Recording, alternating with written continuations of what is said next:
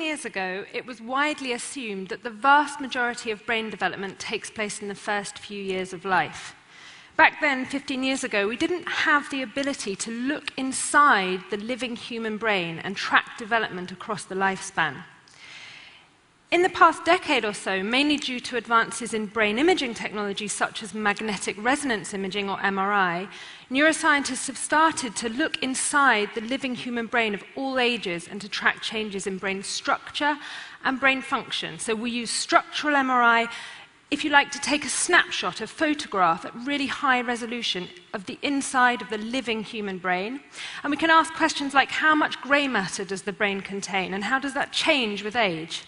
And we also use functional MRI, called fMRI, to take a video, a movie, of brain activity when participants are taking part in some kind of task, like thinking or feeling or perceiving something. So many labs around the world are involved in this kind of research, and we now have a really rich and detailed picture of how the living human brain develops. And this picture has radically changed the way we think about human brain development by revealing that it's not all over in early childhood, and instead, the brain continues to develop right throughout adolescence and into the 20s and 30s. So adolescence is defined as the period of life that starts with the biological, hormonal, physical changes of puberty and ends at the age at which an individual attains a stable, independent role in society. It can go on a long time. One of the brain regions that changes most dramatically during adolescence is called prefrontal cortex. So this is a model of the human brain, and this is prefrontal cortex right at the front.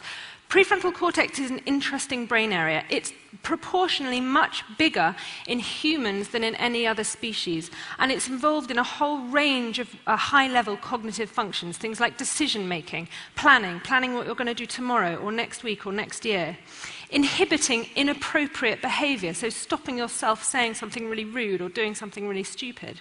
It's also involved in social interaction, understanding other people, and self-awareness.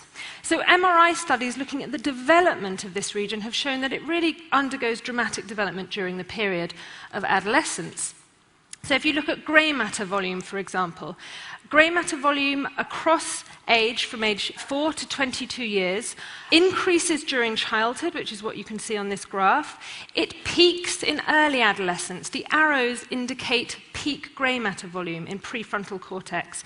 You can see that that peak happens a couple of years later in boys relative to girls, and that's probably because boys go through puberty a couple of years later than girls on average.